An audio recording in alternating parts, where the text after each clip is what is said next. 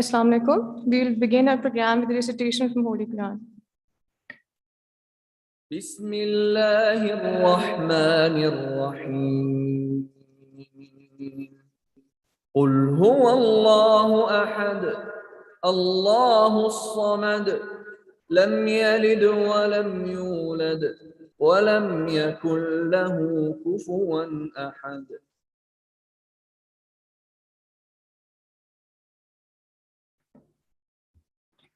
My name is Aisha Zafar. I am a research intern in the cybersecurity program at IRS, and I'll be moderating this session today. I, on behalf of Institute of Regional Studies, welcome our worthy guest and the audience to a much anticipated event titled Fourth Industrial Revolution and Role of AI. Of all the different issues we face today, three problems pose existential threats and challenges. These three are nuclear wars, environmental collapse, and technological disruptions. Now, nuclear wars and environmental collapse are already very familiar threats. So let us understand in this session the less familiar threat, which is posed by technological disruption powered by artificial intelligence, AI. First of all, let's talk about what AI actually is. AI is a science of engineering intelligent machines and computer programs capable of performing tasks that typically require human intelligence and rationality. A big part in this field is played by the application of big data and IoTs. To help our audience explore more on how AI works in correlation with big data and IoTs, CyberDesk at IRS have prepared a video for the audience.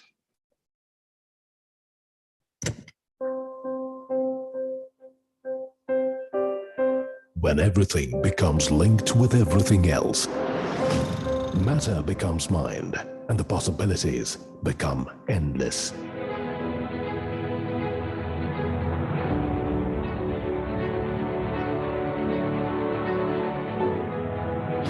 Imagine 50 billion IoT connected devices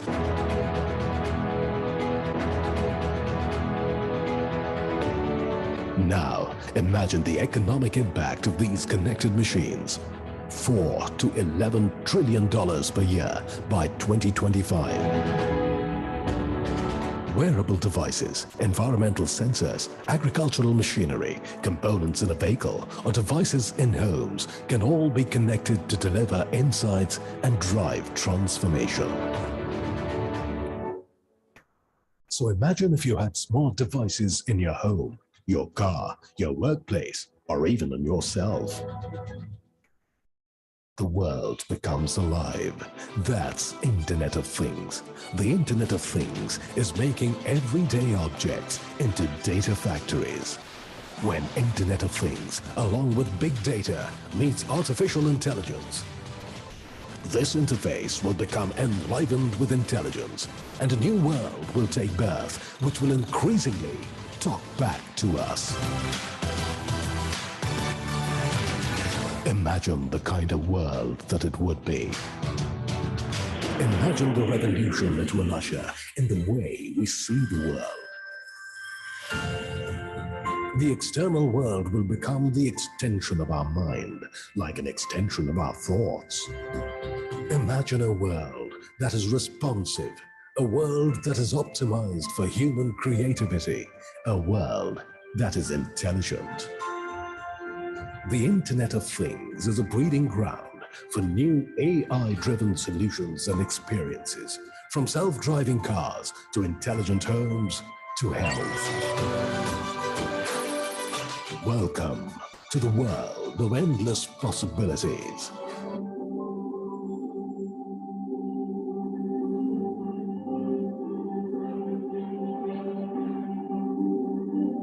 When you have enough data, you don't need to send soldiers to control a country. The AI revolution might create unprecedented inequality, not just between classes, but also between countries. In the 19th century, a few countries like Britain and Japan industrialized first, and they went on to conquer and exploit most of the world. If we aren't careful, the same thing will happen in the 21st century with AI. We are already in the midst of an AI arms race, with China and the USA leading the race, and most countries being left far, far behind. Unless we take action to distribute the benefits and power of AI between all humans, AI will likely create immense wealth in a few high-tech hubs, while other countries will either go bankrupt or will become exploited data colonies.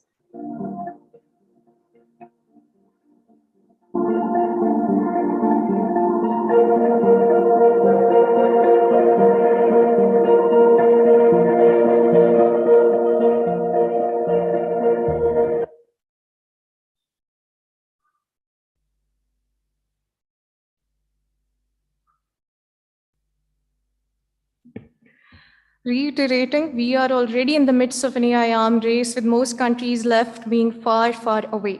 What is your country doing?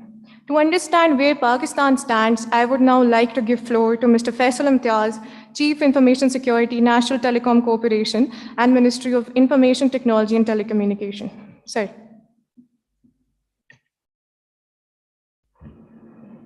Thank you. This is my introduction. I'm working at an ECSC and additional charge now.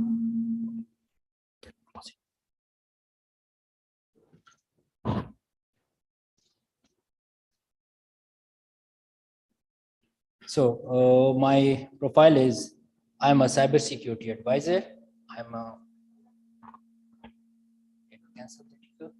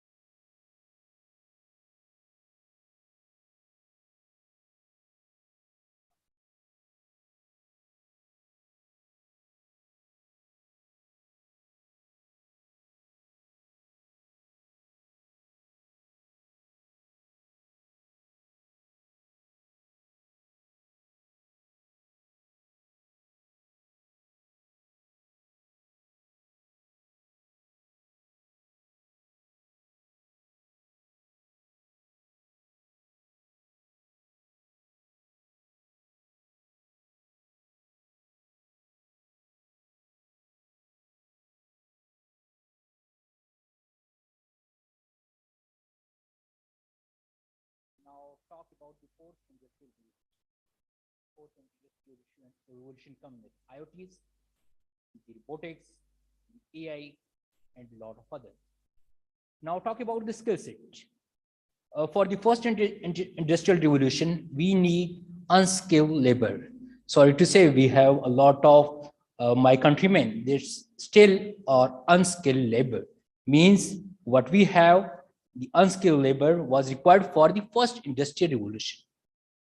Now talk about the second industrial revolution. For the second industrial revolution, we need a skilled labor that was designed to perform a specific task. Now talk about the third industrial revolution. The skill set required for the operation of the third industrial revolution were considered as a highly skilled labor. Now talk about the fourth industrial revolution. It required specified skills labor. Now talk about the governance. For the first industrial revolution, you need only unskilled people or human that have hand and legs that are working. Now for the second industrial revolution, if we are in an era of the second industrial revolution, what we need technology importation for enhancing that industrial revolution, and we need a skill set. For achieving the third industrial revolution, we need technology import and high skill training. For the fourth industrial revolution is, after fourth industrial revolution, the skills are open. I mean, if it is driven by AI, if it is driven by robotic, we don't need any specific mechanism. It's all open on internet. Open border. I mean, whatever it's designed in Europe, whatever designed in America, China, we can import here without any problem. Only way how the leadership or the ownership of the fourth industrial revolution is controlled is through trust. the patent, international IPO. How whenever someone design a product for the fourth industrial revolution, they create a patent and make it available to the world. Everyone is going to copy it and having the original rights to the original owner. Now talk about AI, how it is the driver of new 4.0 revolution. AI has automation have made the production industry very fast. Everything is automated. AI is trained. We give the order is delivered. Second, about the customer behavior. It's the AI that extract a data from a large set of IoTs and social media and give you the opportunity to sell your product with a specific customer and with the specific specification. That's all driven by AI. Third thing, use of AI for regulation of new technology, just like blockchain, NFTs, non-fungible tokens, and is Web 3.0 is there. So regulations of metaverse using AI is the new driver. Predictive analysis of natural processes, just like we have the crops industry, we are an agriculture country. So the AI can help us in predicting the better yield. And same, whenever a natural disaster will come, the AI can help us in predicting the possibility of the natural disaster. I may also give a quotation of one of my colleagues.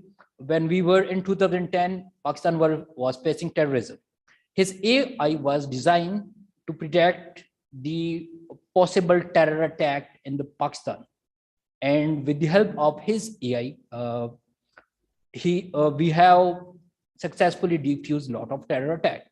So AI can help in solving a lot of our day-to-day activities. Let's see the power of AI. Let me show a video. Can you please play the video?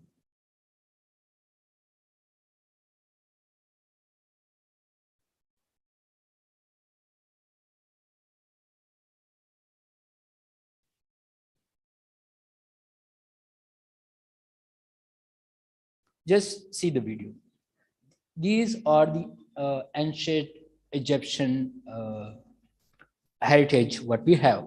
With the help of AI, we have bring the statue to the real human.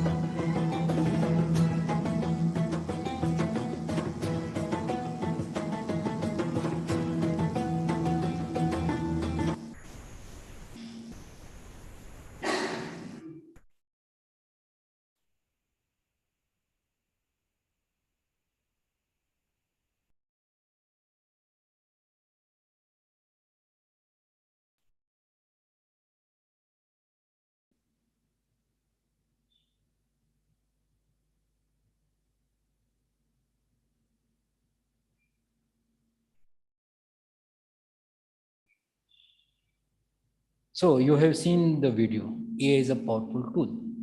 Now talk about its misuse. First thing, there is a greater chance of copying or modifying someone unauthorized intellectual property. We can copy the IP of some owner, and by slight modification, we can sell it illegally. So before AI, it was less possible. Now it's easy to copy. AI used in physical crime to deceive the law and law enforcement by modifying the evidence that cannot be detected with naked eye. Let's say we have a security situation in somewhere in a building. We have the building camera. With AI, we can manipulate that video evidence. And by use of AI, that evidence can be self-destroyed.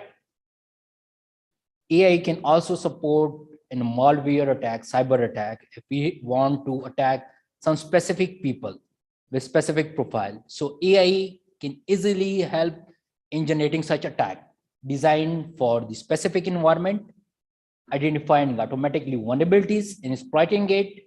And even if we have some AI system in place for protection, it can bypass it, give us desired result, and self-destruct it. Social engineering attack. Before use existence of AI, it was a difficult one, because if you want to attack someone with AI, what you will do, just extract its information from social media, how he is interacting with his colleague, which organization he is working, which language or writing accent he is using. By copying the same style, same communication, same environmental variable. Let's say I am here in the institute and I have made it public with my social media. With AI, anyone can pull it. So by using these variables, social engineering attack can be made more easy and more targeted. Deepfake technology. We can make a deepfake video of audio of anyone and make it public to defame it or to perform a miscommunication. We can make in deepfake video. You can see that pyramid, the Egyptian pyramids statues does not exist, but we can see in the video it exists there. So we can make a deepfake videos. Apart from that, AI can be used for the political activities, social unrest, or target-based audience. AI in robotic fields. If AI is used in war machine, let's say drone, and the drones is completely autonomous, it can target the people. So if the AI use of AI in the war machine, and can cause the human problem. In fact, they can target children, they can target innocent people, because the AI don't have the feeling what the human have. AI is a greater threat for the human privacy. We have a lot of feeds on the social media or the IoTs from our health devices. So the stronger AI can extract and view my privacy, that's again a threat. AI can be used for selling data on the dark web. What currently we have, most of the dark web form are still observed by FBI, and they are monitored to stop illegal crimes on the dark web. So with the help of AI, anyone can feed the data to the AI that can interact with the possible buyer without disclosing the original identity of the seller. Now talk about the AI in Pakistan with the help of MIT. Support, of course, we support the AI in Pakistan. Our organization Ignite under MIT support the startup for the AI, including the Challenge Driven Innovation Fund and Technology Transition Fund. Skilled worker training is on the first slide. We have seen that technology, skilled people, and the governance. Now talking about the skilled people, MIT have introduced the highly skilled highly impact boot camp for the cybersecurity and AI that will train the trainer concept The trainer will further educate or the train further people. Now, where we are using AI and the MIT, few AI that are in-house built, it's used for the chatbot and for the language detection. Few AI are imported from other country like China. For example, we have the AI number plate detection system and other crime detection system in our safe city. Similarly, we have the cyber threat intelligence system that are imported from other countries that are driven by AI. Future requirement, what MIT need, we need customized AI design for the specific task. Framework is required for the introduction of the AI, where we should have the classification of technology, required skill set, and how we are to go on this AI. AI authority is required in Pakistan. Establishment of AI, Artificial Intelligence Authority, is required under MIT. This is the proposed design for the AI, that AI authority should look into the public domain, the government domain. In the government domain, it should support the creation and the culture of the AI use cases and AI skill set required. For the private domain, it can also support the private business to use AI for their business function. And the important thing, the ill use of AI. It should be the responsibility of the AI authority that our national data should not used for any ill purpose of the other country of AI. It should be AI type regulated. This is the strategy required for the national AI strategy. Pakistan National Strategy for Artificial Intelligence should be published with the motto of AI for everyone. MIT should prioritize the need of AI-specific cloud computer infrastructure. AI is compute hunger. So at the cloud level, we should have that facility in our country where we can call the AI and use it for our purposes. We should have the benchmark of AI, just like some AIs are designed for the power sector, some design are for the specific visual task. And again, for the hardware-driven design for the AI, we should give an import discounts. AI authority focuses. AI authority should focus on the healthcare. By focusing on healthcare, we can increase our health quality. AI authority should focus on agriculture. By focusing in use of AI in agriculture, we can increase the farm yield and reduce the wastages. AI should be used in education to improving the quality of education. AI should be used in the energy sector that can give a forecast of our national level consumption. And apart from that, we have the renewable energy. We have the smart metering system.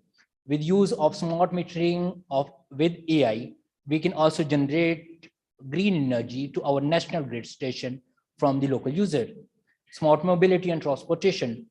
With the use of AI, we can have the more accurate and predictive system for smart transportation. And similarly for the government, we should have the AI for the government. Most common tasks that can easily be done by AI should be automated with the AI. Thank you.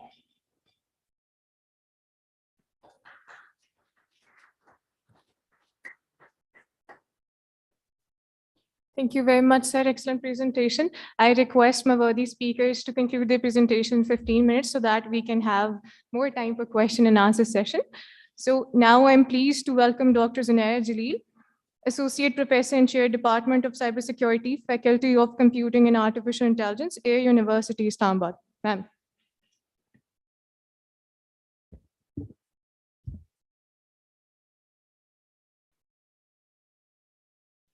Assalamu alaikum, everyone.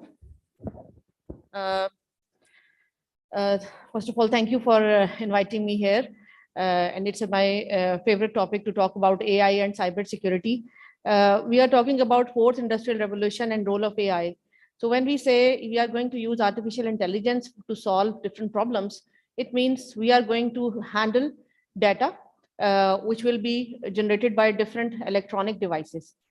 So when we are talking about data and when we are talking about artificial intelligence, security of data when it is at rest and when it is being used by any algorithm is the most important factor, because our poisonous data given as input to any artificial intelligence algorithm will generate a wrong output. So we cannot neglect it. My brief introduction, as I'm associate professor and chair at Department of Cybersecurity, Faculty of Computing and Artificial Intelligence at Air University. And I am also co-PI in one of the lab at National Center for Cybersecurity. And my current interests are about solving cybersecurity problems using artificial intelligence. I've used AI for cyber attack detection, its classification, malware detection, and using artificial intelligence in digital forensics for post-crime investigations. Now, my talk or in this 10 minutes, I'm going to shed some light on what are the future prospects of AI with context of Pakistan and how strongly AI is required to secure cyberspace. Fourth Industrial Revolution was a new chapter in human development. It's a new chapter because now we are not talking about any devices or any other support mechanisms. We are talking about the data which we have all around. Data is about us, and we are actually generating the data using different devices. So it has extraordinary technology advances, which is merging with the physical, digital, and biological worlds. It's not just technology driven change, it's more than that. Because if you are just adopting a technology and you are not adopting it for your, for example, if I talk about today, when I started my journey to come here, I looked at Google Map. So when I was using the Google Map, it was giving me possible routes which can be adopted to reach this destination. So what is happening behind this application? There are algorithms, and the algorithms are AI based, which are actually trying to optimize my path. If we, instead of time, if I add more attributes, like what is the traffic situation, what is the weather situation, so prediction of appropriate path and the prediction of time in which I'm going to reach the destination. So this is how AI will be helping us in our day-to-day tasks. When we talk about fourth industrial revolution, global AI industry is going to reach by 126 billion by 2025, according to one of the reputed reports. So if we by 2025, are we ready to catch this $126 billion industry? This is a question. Now, the market size and revenue comparisons of worldwide, if you look at it by 2030 in $1 billion, you can look that how it is going to be increasing. 30% of all the jobs will be automated by 2030 and 20 million manufacturing jobs will be lost.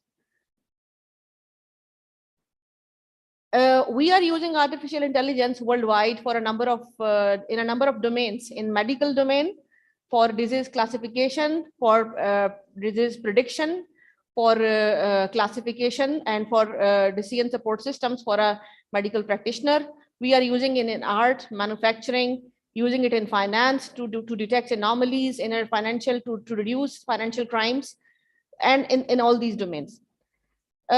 According to United Nations, 61% of the global population lives in Asia, 4.7 billion. So if 61% of the global population is living in Asia, so is Asia or the region ready to adopt or ready to catch up with the pace of the rest of the world in this fourth industrial revolution? This is the question. In our neighborhood, if you look on 15th August 2022, drones were used to deliver vaccines in saving lives in India. And what is happening here in our country? We are facing flood, we are facing a disaster, and we have resources available, but we have not yet adopted artificial intelligence for disaster prediction. Although we have disaster management authority at place and we have a number of solutions. So this is an alarming situation for everyone, for not only for government, but for academia and for industry as well, that so many lives are getting wasted. And despite having artificial intelligence here in our country since long, we are not able to save lives. So we should be prepared for this, and we need to. Now, the next one is China is making strides in Industry 4.0 revolution as advanced manufacturing outspace a number of many big names. So now China is ahead of all these things in this in manufacturing. So and they are using it. Where China is using is they are using, there are a number of companies in telecommunication, e-commerce, these are some big names. They are using artificial intelligence to solve the problems in their different domains. There is a Center for Fourth Industrial Revolution in China, which is actually looking at this. And worldwide, you can see that there are a number of frameworks and policies and educational programs and R&D centers. China's next generation AI development plan, US executive order on AI leadership, and AI made in Germany are a few examples. If you look at the products which are coming up, not only in cybersecurity, I talk about cybersecurity more, but if you look at the big tech giants like Amazon, Apple, Facebook, Google, if you look at the key solutions provided by these, most of the solutions are now using artificial intelligence. So if we are going to catch up with them in IT, we need to shift towards artificial intelligence. And fortunately, now a number of academic institutions in Pakistan are offering artificial intelligence-based programs at undergraduate, graduate, and PhD level as well. And also, President of Pakistan took an initiative about artificial intelligence by liking a President Initiative PIAIC program, where a number of people were trained in artificial intelligence for that, and they got jobs as well. In Pakistan, AI, although is being used in all these sectors, agriculture, smart agriculture, healthcare, journalism, but what I see is most of the people are doing research, but not converting those research outputs into products to solve the local problems. We at Air University, we have different departments. We have a separate department for creative technologies, where a number of professors working in artificial intelligence, human activity recognition. I myself am working in cybersecurity using artificial intelligence. We are developing some products, and fortunately, government of Pakistan established these centers, National Center for Artificial Intelligence, head by Dr. Yasir, and National Center for Cybersecurity. And these centers have developed a number of products which are being used to solve the indigenous problems. But there is a need to strongly connect the industry, academia, and government so that we can excel in these domains. A number of people, a number of researchers are working using artificial intelligence for transportation, for climate change, for entertainment, for banking and finance. So what happens is that, and this is the problem, if I have developed an algorithm, which is a very novel algorithm and is good at solving a problem, I will look for the potential customer or potential user of that application within Pakistan. So if I'll be able to convert my thoughts into a product which will be used by a local company or an organization, and they are going to take benefit from that product, it would be good for us. But the problem is that we are not so strongly connected that we get the requirements, develop a solution, and use that solution in real sense as well. So this is the issue. Pakistan has great potential in AI. What I would say that I have experience working with a number of students. I have been in Saudi Arabia as well, where I have taught not only Saudis, but students from different countries. What I have experienced is that we have great potential in Pakistan, and we are using that potential, though, up to some extent to solve problems in agriculture, governance, and so on. And we have up to some extent in last 3-4 years have established some companies and startups as well with the help of Ministry of IT. But still, we need to focus more on in this domain. If you look at the cyber threat landscape, when artificial intelligence is handling data and solving the problems, we cannot ignore cybersecurity. The cyber threat landscape has enhanced after COVID. These are some of the keywords, and we need to worry about it because cyber crimes will cost $10.5 trillion annually by 2025. So if we won't prepare us for this, then no matter how smart AI-based solutions we have, we won't be able to survive. And the very important thing which I mentioned everywhere is that when COVID-19 came, we were not prepared to handle a pandemic. But when we are talking about cyber attacks, we are soon going to face a cyber pandemic. Ukraine-Russia war is in front of everyone. So when we have, if in case we face a cyber pandemic, where we are going to stand? So we need to think about it right away. When we try to use AI in artificial intelligence and cybersecurity, the challenges which we face right now, there is a ransomware as a service trend going on from last 2 years. Ransomwares are getting developed by attackers. To develop smart ransomwares, they are using artificial intelligence. So how we are going to detect ransomware? It is continuously running as a service. People are using social engineering attacks to acquire user credentials and then enter into the system. So that's another domain. Then malware distribution frameworks to find out which system is more lucrative to perform an attack, or which system is more important to attack, so that your attack vector can enhance. So it depends on a malware distribution framework. And if it is AI-based malware distribution framework, then it can be very risky. AI is increasingly accessible to threat actors. It is not only accessible for us to develop our defensive solutions, but it is available for attackers as well to develop offensive solutions. So if they are coming up with offensive AI, so are we ready to handle that? And there are supply chain attacks, trends as well. Zero-day attacks can only be detected using artificial intelligence. No other method is available for that. So if we use artificial intelligence in cybersecurity, there are a number of products already there. Now, these are the some of the product names like CrowdStrike, Darktrace, FireEye, Checkpoint, Symantec, Sophos. All of these antivirus, some of these are antivirus solution providers for your systems. Now, when you say antivirus solution, it is for all types of digital devices which you are using. So these solutions are some of the products, some of the big names. They are using artificial intelligence in their products. And when we use artificial intelligence in security, it can be used for cyber attack detection and prediction at the same time. So how you are going to know whether your infrastructure is under attack? So there should be some solution which is smart enough to detect attack at early stage before a harm is done. Then malware detection, whether it is a malware infecting a single system or single device or multiple devices, malware detection and classification, pinpointing what actually malware has done and what it was actually targeting. So this is important. And for malware detection and for network security, we deploy different solutions. And one of the solution is having a honeypot in the network. So honeypot is basically to attract your attacker to attack your system, and then capture the attacker credentials and then observe their attack strategies.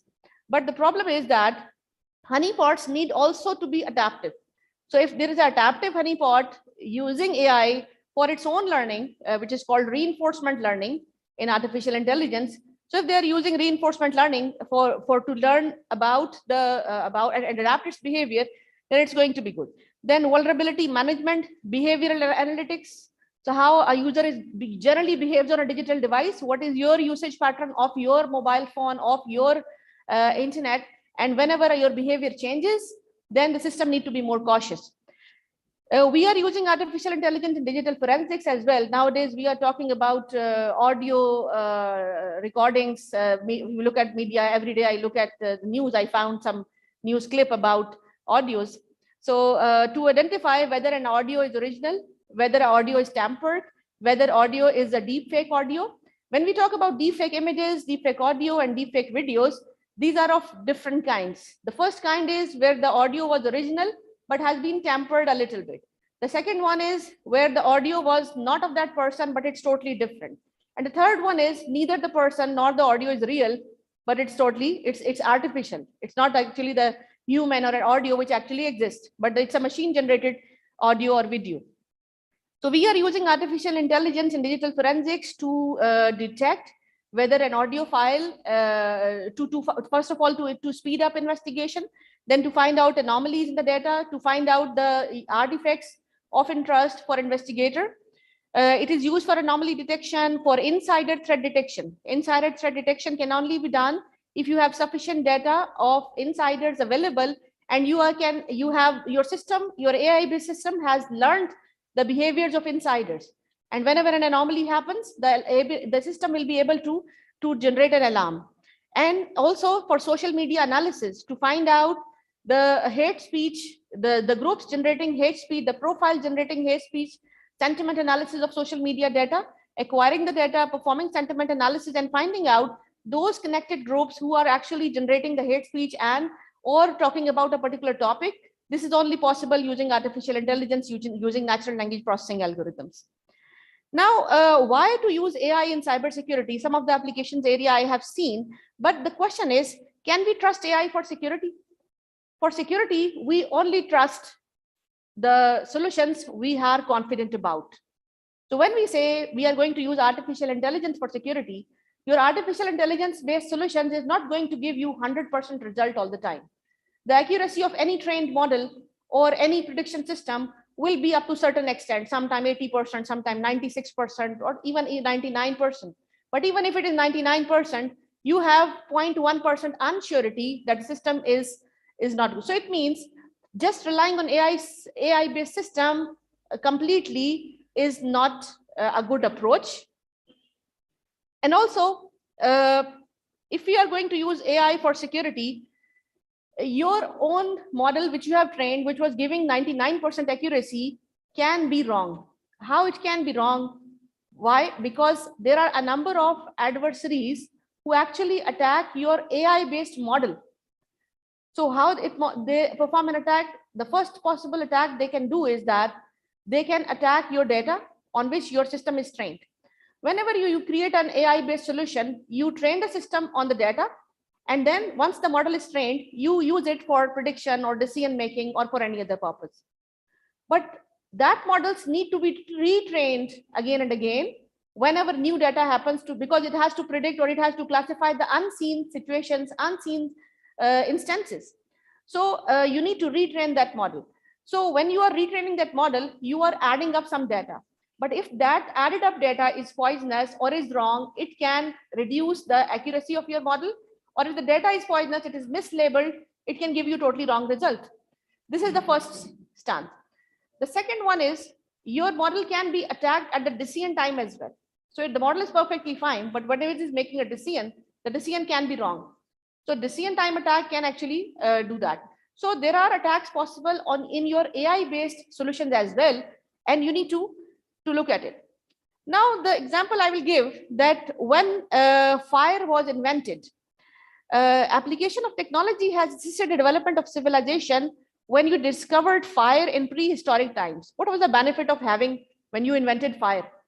You came to know that you can work for longer hours because you have now light and you can work at night. So it means you have enhanced your productivity. You have increased your productivity during the night. But then you came to know that the fire can also burn and destroy uncontrollably.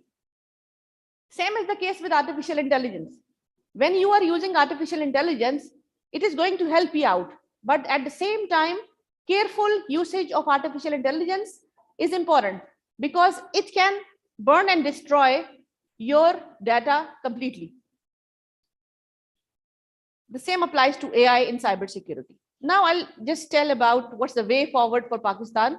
Faisal Saab has already shed light on the application of AI and initiatives we have already taken in Pakistan related to artificial intelligence. First of all, swift and safe adoption of AI by everyone is important. I have seen reluctance in many organizations about adopting artificial intelligence because they are happy with the traditional systems they are having. And also when they look for adopting AI, there is a certain cost associated with it. There is a certain risk associated with it. And there is a persistent cost which they have to pay to maintain the solutions. AI-based solution, they have to, because they have to retrain, they have to reconfigure. So that's the problem by which we face reluctance by many. But swift adoption and safe adoption is important.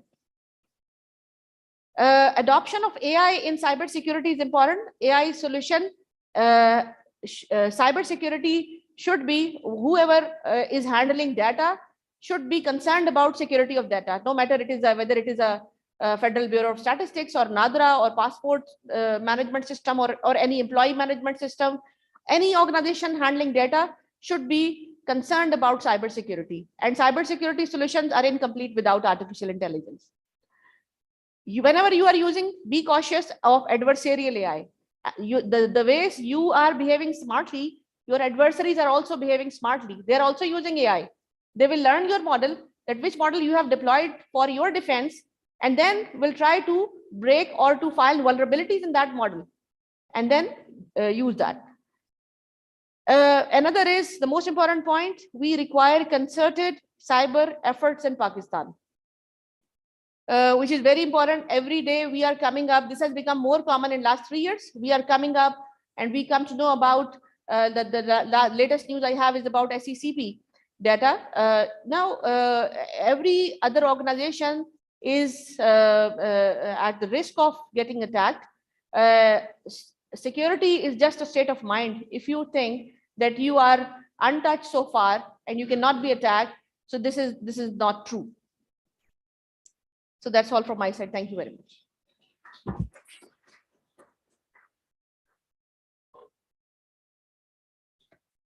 Thank you for the insightful presentation, ma'am.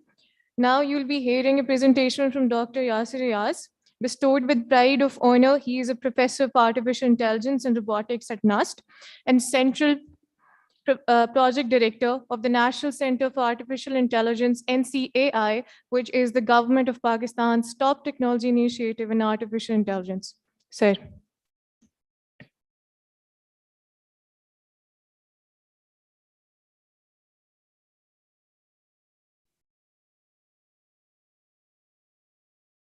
Appropriately chosen panel as well, from regulatory, from cybersecurity, as well as artificial intelligence. So you've already seen a lot of facts regarding AI, so this eases up my task a little bit. First of all, I think I've had an introduction about myself, so I don't need to go in detail at this. So I've done my PhD in artificial intelligence and robotics from Japan, from Tohoku University. I'm still associated with Tohoku University in Japan as a specially appointed professor, and I'm also an adjunct professor with Chinese University of Mining and Technology in Beijing. So number of publications, etc. we've done, and of course we've been working on artificial intelligence for a long time. The first time we introduced an AI-based program in Pakistan was back in 2011. That's when we started masters and PhD in robotics and intelligent machine engineering at NUST. So just in end of 2009, I came back to Pakistan. 2010, we started designing this, and we could see it at that time. You see, when it comes to the post-industrial revolution, I'll come to the dates, but it's like the robotics revolution in the world, the third industrial revolution, is said to have begun from 1985 and lasted until 2015, right? The numbers vary. Different sources claim different numbers, but this is the widely accepted, you could say, period, right? Because at that time, when industry turned to automation, it turned to repeatability, it turned to robotics, and things were like precision manufacturing came in, and we had like in Japan, even in the early 2000s, you step into a car manufacturing plant and there's hardly any operation you see where there is a human involved, right? So this is why their manufacturing quality is much higher. And it is in 2005 that actually there was a report from, I hope I remember the date right, because this is from my memory. I used to write for some newspapers some time back. And in that, when I was doing a review in there, I quoted this thing there, that there was a report by the European Commission actually, and they actually identified the niche areas of, technology for business in Pakistan, the economic growth opportunities in Pakistan. And they identified that the lack of precision engineering in Pakistan is the reason why many times our products are not fit for the exports, right? So we've been working on robotics, as I mentioned, for a number of years. These are my projects, all of them done in Pakistan. None of this is abroad. So you can see robots playing football. So this was the first time that any team from South Asia actually made it to the top league of the Robotics World Cup. So these are 6 robots playing autonomously without any human intervention, without even connecting to a GPU. Right? So with the little intelligence in the little computer on the bot itself, it's able to see, for example, where the ball is, where the goal is, distinguish between the players, which players are on its own side, which players are on the opponent's side, then make its decision, right? So when it, for example, where the ball is, according to that, what's the team placement? Every robot must behave, must decide individually, but they must behave collectively as a team. And then, this is, you could say, embodiment of many kinds of artificial intelligence scenarios that you will see in real life. So that is what my area is. So most of the artificial intelligence, which in the applications you see, is about perception and interpretation of data, right? That's what people are doing most of the time. But the next step after that is how to use AI to actually do something in the world, right? So both of these are areas of artificial intelligence. Then there are robots, for example, which have emotions, which perceive emotions, and which can have capable of emotional reactions. So this is that kind of robot. So this is also oriented towards like taking children away from mobile phones all the time. So giving them, for example, putting your mobile phone onto a robot, so that robot behaves like, so it can access Facebook, it can access social media, it can tell you what the news are, for example, regarding their friends, etc., the news which are being coming up in their news feed. And based on that, if you tell it to make a post, it can do the post as well, and it can behave with you like a friend, right? And we also have solutions which treat the problem of autism, for example, for children. So we have with this kind of robots with humanoids, and we have actually conducted more than 800 therapy sessions with different children in different, you could say, autism centers in Islamabad alone, where we have had significantly good results with how autism can be actually treated using robots and how it is better than many other. We have done this is AFIRM, Armed Forces Institute of Rehabilitation Medicine. So this autonomous knee, basically, it can adapt to the walking speed of a person. So if somebody has an amputation, so this actually the knee here is adaptive. And when the person is walking, it can adapt to the speed. No previous programming is required for it. Similarly, we designed another for ankle foot prosthetics. And for that, we've got the best award, the gold trophy from EPICTA, the Asia Pacific level ICT awards. And also we got a prize at Pasha as well. So I think it is already automatically stopped. Maybe it's a screensaver. So number of projects, like we've developed autonomous wheelchairs, for example, with which there's a glimpse there of the wheelchair, but you can drive it using your mobile phone. You can drive it using the signal from your brain. You can actually sit on the wheelchair. Like you don't just think about going right or left. There's a specific training that you have to undertake, right? There are parts of your brain that you can control intentionally, right? So you for example, use do one mental activity with which the wheelchair interprets as turning right. You do another mental activity which is interpreted as turning left or going forward and stopping and stuff. So that kind of thing all we've been doing. So there are several other projects, like this is a soft robotic gripper. So I also got a best paper award in Australia in 2013, another one in 2018 in London. So one for best paper, this soft grasping, and then another one for robots that can have emotion, right? So how to interpret, for example, the emotion of a person using the gestures of his hand, right? So this was the title in 2018 with which we prepared that. So lots of things, and this was all before the National Center of Artificial Intelligence came into being. That was the Robotics and Intelligent Systems Engineering RISE lab that I established back in 2010 at NUST, and that was, you could say, the spearhead of the robotics and robotics department, the Robotics and Intelligent Machine Engineering, Robotics and Artificial Intelligence department that we actually made.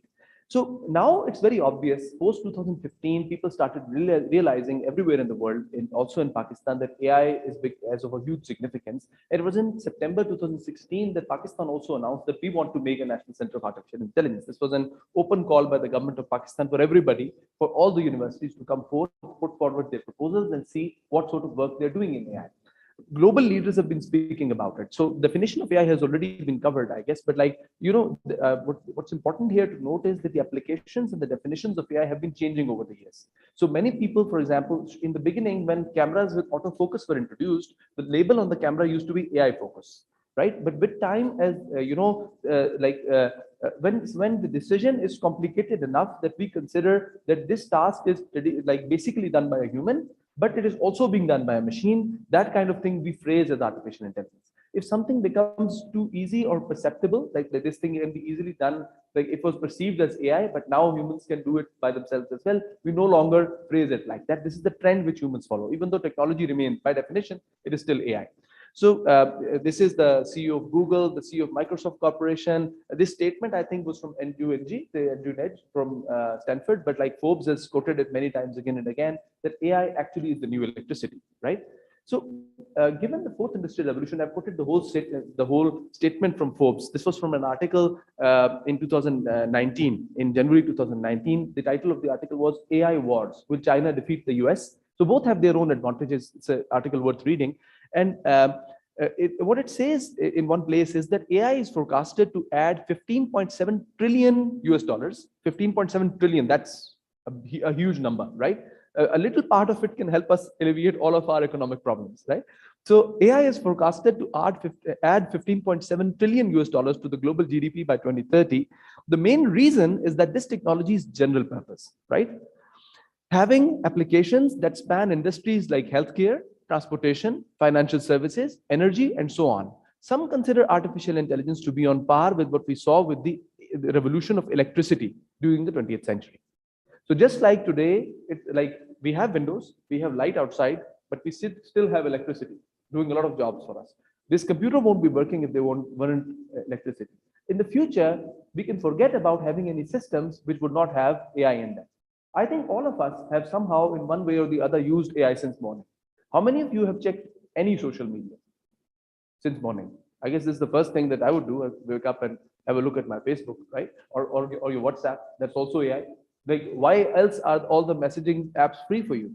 Like, it's taking your data, doing analytics on it, and whatever you're talking about, the trends, they are worth selling to a lot of companies, right? Try, sending or receiving messages about something, and the ads you'll see will come on Facebook and Insta regarding the same thing, which you will talk about on WhatsApp. I think well known to everybody. If you've used a Google map in the morning, that's exactly AI. It's a temporal map, right? Which uses artificial intelligence to suggest paths for you. And it actually learns. Like, it was a funny incident that once I was driving through a crossroad, and the AI, the algorithm, the Google algorithm was suggesting to me to turn left and take a U-turn so that I can avoid the red light, right? So it must have learned in Pakistan. I don't think any algorithm would have come up with that by itself. It must have learned from people's behavior. So similarly, in a lot of other applications in Pakistan, we have deployed artificial intelligence for things which we would absolutely not expect. For example, interpreting the textual information, like you could say digitization of data, number one, and then taking interpretations from that data, for example, to solve cases for the judiciary. So our app is with the Supreme Court of Pakistan. They have it. How much they use it, we don't really know. But like, they do have it. We have given it to them. And with that, you can actually sift through all the cases of Pakistan judicial history and come up with what are the most relevant cases, for example, to solve a certain case. For instance, we cannot assume that a judicial officer sitting in the Supreme Court of Pakistan and another one who is just a new officer sitting, for example, in a remote area somewhere for example, in Sawabi or in Sibbi or some other area would have the same judicial competency, right? So at least to make data available to them, right? How many cases could they possibly remember? And can we trust the lawyers, with presenting to them all the kind of evidence which may or may not go in favor of their client, right? So that kind of system has to be accessible to the judge themselves, right? So this system has been developed. It's been presented to all the high courts, all the judicial leadership of Pakistan, and Chief Justice Asif Saeed Khosa actually gave a statement about, the system that we were developing at that time with them as well, that the Supreme Court is really happy about adopting it. And it's really wonderful that there are some organizations, at least in Pakistan, who are thinking about adopting AI. So if you see the graph, like just the financial graph, 15.7 trillion for 2030 is like, it's a big number, and it's like, if we can take a little bit of benefit from it, it would be wonderful. If you look at the graph, the way AI, like investments are increasing out there in the world. So this is from Practica, and the graph is almost exponential. Right. So the way people are putting AI into their businesses, like I was participating in an exhibition with one of my startups some time back, and I was in Barcelona in the Mobile World Congress. Now that is the the pinnacle, the top of the top of AI and artificial intelligence and IT. You'll find every company there. You'll find the new gadgets which are going to be introduced in the next year. Nobody has visibility of that. For the first time, they'll be showcased there. And at one point, our system had a glitch. We had a smart camera. We had commercialized it in Pakistan, and like it's a long story. Don't want to go into that. So like we had commercialized in Pakistan, and this was just following the incident with Zainab, because we wanted to make Pakistan safe for children, for people to protect themselves, to avoid kidnapping. So if somebody is coming in front of your house again and again, you need to have the pictures and how many times which person appeared, right? And if anybody unknown appears in front of your house, you want to have information about that. So we made that system, we tested that system, we commercialized that system, we put it out there in the market. And like with several IoT devices which can turn on the light, for example, if some intruder comes into your house. And there are actual incidents where we actually caught people coming into people's houses, and the guards were there in the streets and they could not know, because guard has to eat, he has to sleep, he has to pray, he has to go to the washroom, and they cannot be awake and alert all the time. So that kind of system for security for normal houses, affordable between 15 to 30,000 rupees for a household. So we already put that in the market. So, well, anyway, that system we were showcasing, and suddenly our system had a glitch. And the moment, like we were trying to fix the glitch, we didn't understand what's happening. And at that time, when I looked around, I found that the whole hall was in panic somehow. And it turned out that Amazon Web Services at the back had a glitch. It was not us. But everybody, since they were using Amazon Web Services and they had a glitch, so everybody had a problem. This also points at another very important aspect for you. The thing is that most of us are using some sort of cloud services. Are we rich enough to upgrade our HPCs, the high performance computing, again and again for Pakistan? So people at back are doing it. And in the return, what they're getting is a lot of data, which our people are willingly putting there, which corporations are willingly putting there because they trust them, right? And they have the data repositories of the world, right? And with that, they can, like, your algorithms, everything is dependent upon them. So for at some time, if they want you to not be able to, like, use your AI systems and all your systems are deployed there, all they have to do is pull the plug on, right? So this is why it's not just the software always gets deployed on the hardware, right? So at some point in time, we have to think about having our own capabilities in hardware, not just to have the hardware and to buy it again and again, but to develop our own hardware too. There are some organizations working on that. So rest easy, there are people working on that too, not in our center, but I know like in other places. So just in 2022, because this is this year, right? So for your information, Gartner predicts that the business value created by artificial intelligence will reach $3.9 trillion this year, right? So AI is not in the future, it's today. So the International Data Corporation predicts that the worldwide spending on cognitive and artificial intelligence systems will reach 77.6 billion in 2022. The first one is the business value created overall, right? And then the spending specifically on AI systems is this one, which is in the second box. So if you look at for example, which country is investing how much in artificial intelligence. So in China, the State Council of China has declared that they're going to put in $150 billion into artificial intelligence investment. In the US, they've already said 300 billion just for the banking sector. You see, so we've worked on financial data for, from the year, I think, for 10 years, 2003 to 2013. So, and this was for G7 plus Australia. Right, so we were working in collaboration with Manchester Metropolitan and Salford in UK, and we had the data and we were doing the deep learning based analysis on that. In the data, 34% of banks were actually ending in bank failure. Right, so imagine if your money unfortunately happened to have been in one of those banks, one day you would find that you have nothing. Right, so I have faced some financial people and like people who argue that they want to keep jobs for humans just and not put AI anywhere.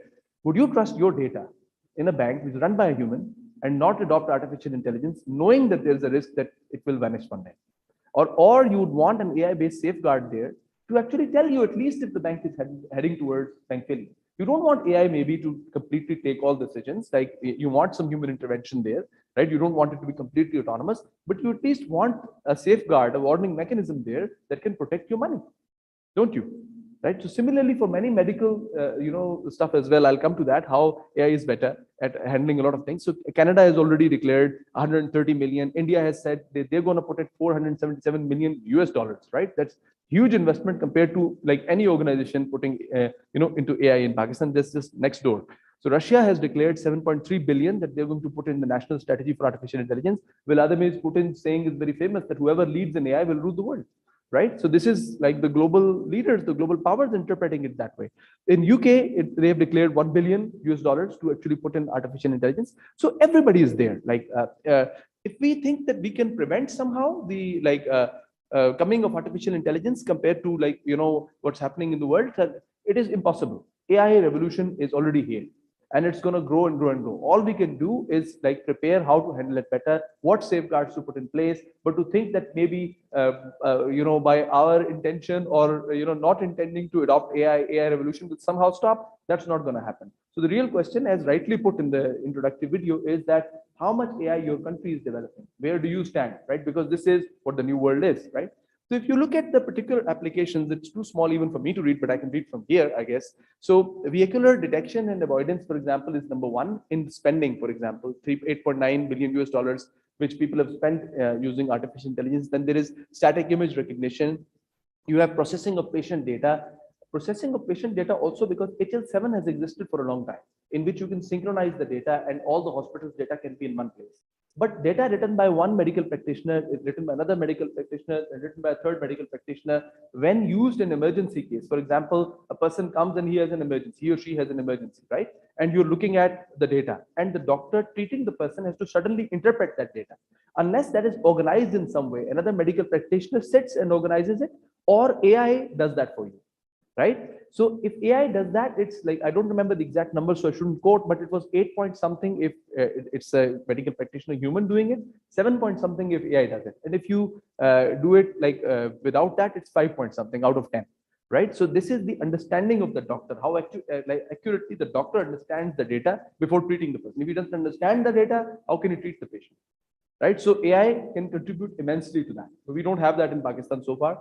So good luck getting an emergency treatment, right? So lots of other algorithms and a lot of other applications where like AI is being used by the global companies. If we look at the particular technologies of AI in which maximum investment is going, so data science, business intelligence, these are the words our industry is also like obsessed with.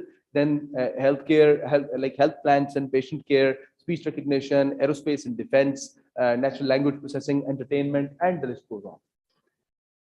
So to give you a little bit of respite into that we are also doing something, we are also developing something in AI, because that was the core question. So let me show you a glimpse of some of our projects. So this is the National Center of Artificial Intelligence. The best thing about the center is that we are not located in just one place. It's not just one university boasting about AI. It's like, as I mentioned to you, in 2016, HEC came up with an idea that we want the best people in Pakistan to come forth and club together to actually make good AI algorithms, right? So everybody came, they all put in their bids to artificial and AI at the panel, the HEC panel who was evaluating. There was only one national center in the run at that time. Later on the same model, 3 other national centers would also meet.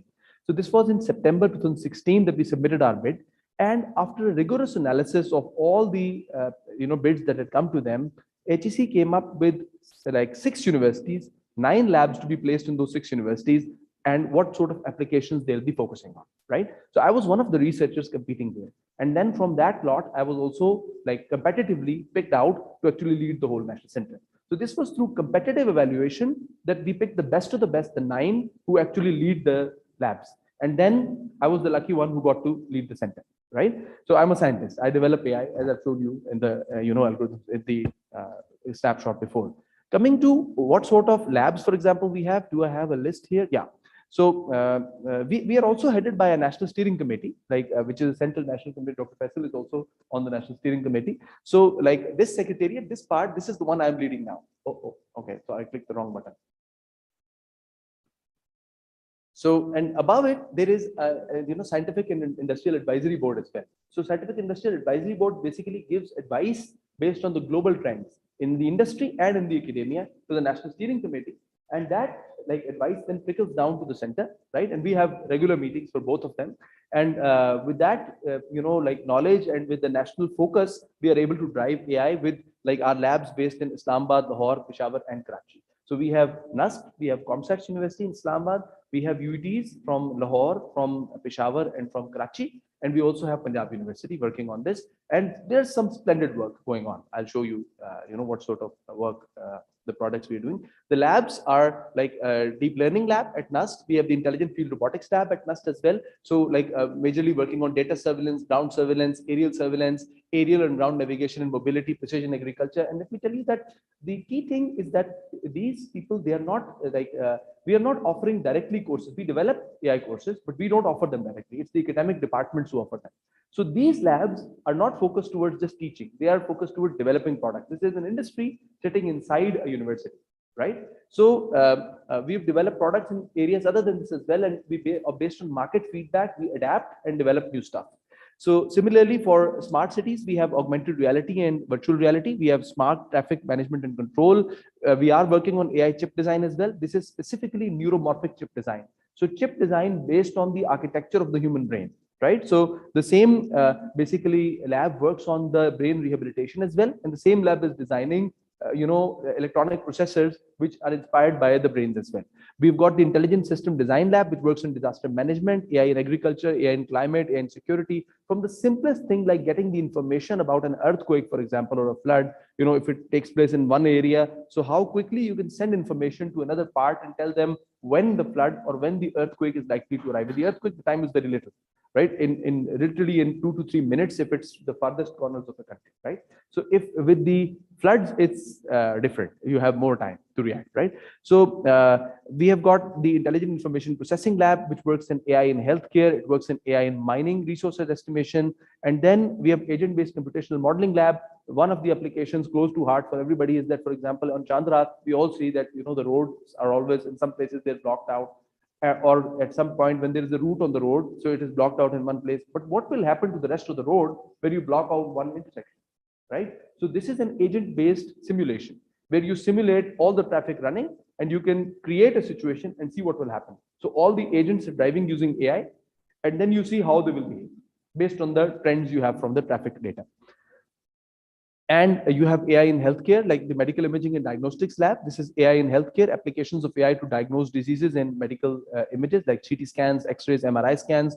We have the Intelligent Criminology Lab, which is working on crime detection, crime prevention, crime mitigation using artificial intelligence.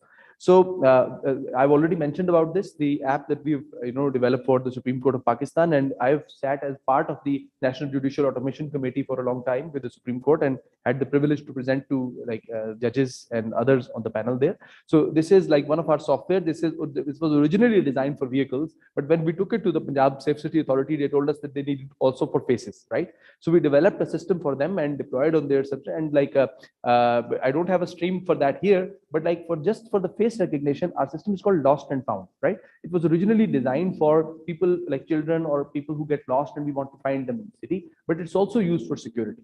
So that was used to pick out 3 miscreants from the crowd in PSL around Gaddafi Stadium, right? So we are helping make things possible. And this is deployed in the industry, it's not in the lab. So then this is a system may be useful for many of the students here. Of course, you do some media analysis, right? So when I think there's no audio, but it's okay, I can tell you what's being discussed here. So when this person is speaking, like the Sheikh Rashid Saab, he's saying something, and whatever he's saying is being transcribed here in the text, right? And whatever is appearing in the tickers here is going here. So we can do it for both Urdu and we can do it for English as well, and not just for Western accents, but for our accents as well. So, and the comprehensive content analysis comes here. So, for example, if you want to do regional studies, for example, about a certain area, what sort of news are there regarding a certain area, you can do that sort of content analysis. And this is live running on 4 TV channels right now. The company is called Medium.ai. It's our spin-off. We've spun off 15 companies from NCI so far. So Medium.ai is one of those companies, is offering it commercially. So if somebody wants, they can take subscription for there, make it accessible to their people, to their news reporters, to their students, whoever, and you can use Medium.ai. So it uses several technologies. This is just like a highlight of what sort of technologies it is using. You can just for example, for document analysis, we've done the same thing, that you scan a document, for, just like for English, you can scan an Urdu document, it will pick out that text and convert it into digitally readable text and digitizable text. This is a project we done for Sparko. It's only a simulation because we can't show you the real system implemented in hardware, but this was implemented on real robots in Karachi.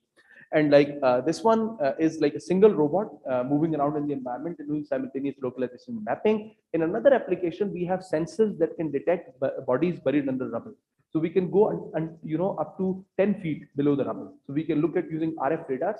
We can search for people, for example, if they're in a disaster hit area and they're buried under, for example, rubble of a building. So wherever somebody is alive, we can detect their heartbeat, right? So based on or movement, heartbeat or movement. So based on that, we can do some rescue efforts. Also, this is like Swarm. Swarm is multiple agents doing that same kind of search in an area. So on the left, this is the aerial swarms. On the right, this is ground-based swarms. So ground-based swarms have been implemented in hardware by our team. Aerial ones are done in simulation, but if somebody needs it, we can do it. Then there is, this is just a comparison of our algorithm against Google, right? So you can easily see it that our algorithm makes less mistakes when actually transcribing Urdu. It makes less mistakes and it's actually faster than Google as well. So this is a TPL Tracker Private Limited. For their apps, we have actually developed the algorithm for Urdu. That, for example, a driver who is driving, let's say, on CPEC route, we are used to using that kind of interfaces, or to speak to the mobile phone and give them some information. But many drivers who are driving, let's say, trucks in a certain area or driving commercial vehicles, they may not be as adept at using those devices. So maybe they can just speak the address, makan number, gali number, something, and it goes into the TPL Tracker map, and it can actually then guide them where to go. And this is another system which we worked on with the Saudis, and this one is like the person crossing, for example, here. So this is anomaly detection. This is like in structured scene, statistical modeling in structured scene. Structured scene would mean that a building that is purpose built. It's not a forest, right? It's a purpose built building with their walls in some areas. So for Haram, for example, the Saudis think that, for example, if somebody is crossing like this, or people who are standing here who are not doing the same thing as the whole crowd, this can possibly lead to a stampede. So this system was developed for that. For Pakistan, we have developed another system. I don't have its video here, but that system again, developed with the Safe City Authority, is it detects the behavior of a mob. For example, if there are lots of people, some people don't have any weapon in their hand. Some people have as little as a stick in their hand. So we can detect that stick, and we can label it out with this many persons are there with sticks. This many persons are there with some other sort of weapon. So what is mob behavior at a certain time? We can model that. So also people counting.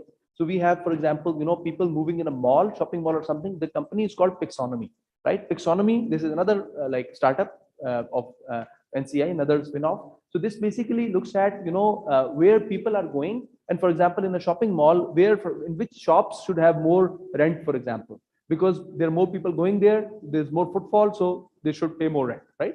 So this is another system, for example, you can deploy on pickets. You can actually, if somebody's car gets stolen, you want to pick out the car, not just based on the number. Let's say somebody changes the number plate, they can't paint the car again, right? So for example, to pick up suspicious vehicles, how many faces or how many cars can any individual standing at any picket possibly remember when it comes to, for example, finding a certain car that has some elements of, of concern with it, right? So if it's a suspicious vehicle, you can feed the information into it, and you can pick that car out when it comes at that intersection. There is activity recognition, like for example, you can detect whether this person is reading or this person is actually, okay. So this person is reading or this person is typing something on the phone. I'll just try to quickly finish it now. And maybe detection of weapons as well. There are other local videos as well. This is just a movie scene. This is a very good application. Actually, Pixonomy system is based upon this one, that if, for example, COVID violations are taking place in a shopping mall, you want to keep the shopping malls open during COVID, fine. But have a system of cameras, you have a system of cameras, great. As long as it is has a digital feed, which can be fed to our system, we can actually tell you how many people are actually doing the violations. And better yet, not just to, check on you and not to help you enforce the, SOPs. What we can do is that we can point out to the guard exactly on the map of the building where exactly the violation is taking place, so that the guard can go immediately and apprehend that. Right. So with that, maybe you can convince the government that you can keep them all open. So this is another system in which we can differentiate between two people hugging or two people fighting, or what sort of activity they are doing. So activity recognition. This is UAV localization and GPS denial circumstances. If you don't have suddenly the GPS encoding changes and you have the chips, but you can't interpret the GPS anymore. For example, if certain situation like this occurs, so in that case, if your UAVs are in the air, how do they interpret where they are? So they look at the environment below them. If they can take a picture of the place below them and they have a record of the map, or they can access it from your local servers. So with that, they can place them in the environment where they are right now.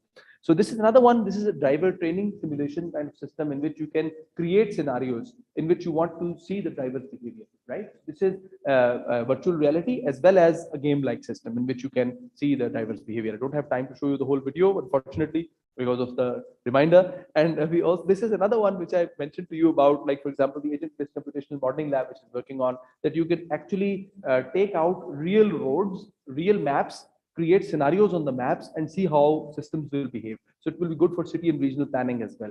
This system is for detecting the quality of rice grains, but we have more for other plants as well. You can check, for example, the quality of wheat grain as well. So how good they are. There is another system we have which checks the health of the plant, for example, which is yet growing, and give you an estimate of the yield. For example, if a bank wants to give loan to somebody and they want to assess what the outcome will be Like, so they can have an intermediate system, not wait till the end of the year to see what happened or didn't happen. To safeguard their investment, they can send somebody to actually look into that. This is a smart ceiling fan, which slows down if it's getting cold in the night and you're shivering, right? Pretty useful. So this is also instructs our system, which can actually give you an estimate of the electricity bill you'll have at the end of the month to convince you to spend less electricity. You know, nothing saves electricity more than, you know, like a message on your father's mobile that, you know, you're going to lose this much money at the end of the month if you keep spending electricity like this.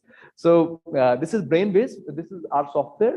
We featured in one of the top competitions in China with this actually, and this is brain tumor detection, segmentation, and also the life expectancy prediction. So we ranked third in the world with this software, which we actually took there. It's a very major competition where we actually presented there. This is Thalascreen for patients with thalassemia, and we can do with the blood splatter, with the images, we can actually, like, you know, pick out and test, for example, if a person has thalassemia and at what stage, etc. So this is another one for breast cancer detection. You know, even in the US, like after the mammogram, the suspected patients who are suspected of having breast cancer, 50% of them actually don't have it. So we just, as humans, there are so many variables in the medical imagery yet, which we don't yet know physically how to interpret, but the machine knows how to interpret it. So machine learning based algorithms are better at predicting that. So we have this kind of systems as well. This is a pulmonary diagnosis system. So in Pakistan, the peak cause for early death is TB. Number 4 is COPD, right? So both of them actually can be treated using this software for better medical analysis. So I've managed to make things fast and come to the last slide. If you want to get in touch with me later on, and if you want to ask any questions about AI, you want to feel more hopeful about the future of AI in Pakistan, you're welcome to connect with me on my Facebook or Instagram. So if you have any questions, I think the question session is right about to begin. Thank you. Wonderful presentation, Dr. Yasir. Thank you very much. Now the floor is open for question and answer session. The patron is first introduce yourself and then ask your question.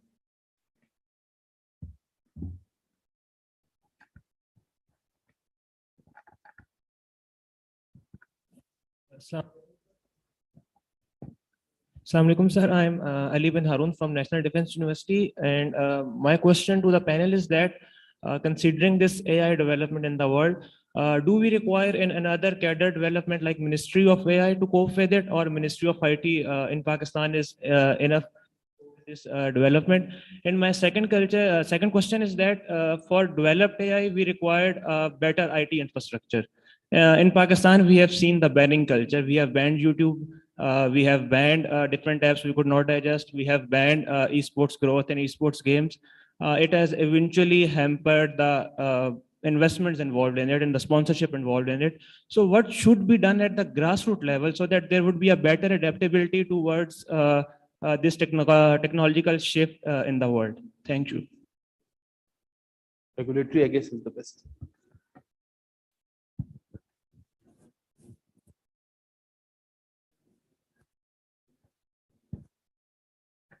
And under MIT, look, in government, how we are working. First, let me talk about the 2018-17. When we moved in a government, we have a lot of challenges. For example, cybersecurity. We have pushed the cybersecurity policy there, and when we feel that it's a bigger problem, let's create an autonomous body for that. Second thing, data privacy. We feel it's a major problem. So second thing, make autonomous body, and he is responsible for regulating and supporting it. Third, similarly, cross-border trading. We have, it's in the field of MIT. We have the autonomous body for supporting it. We have the telecom sector. We have an autonomous body that's named with PTA. It's supporting it and regulating it. So for AI, we are also concerned. We are also focused. First thing is we will push an AI policy. Second thing is to approve from the cabinet, approve from the president of Pakistan, and make an AI body. Then AI body will be work as an autonomous body.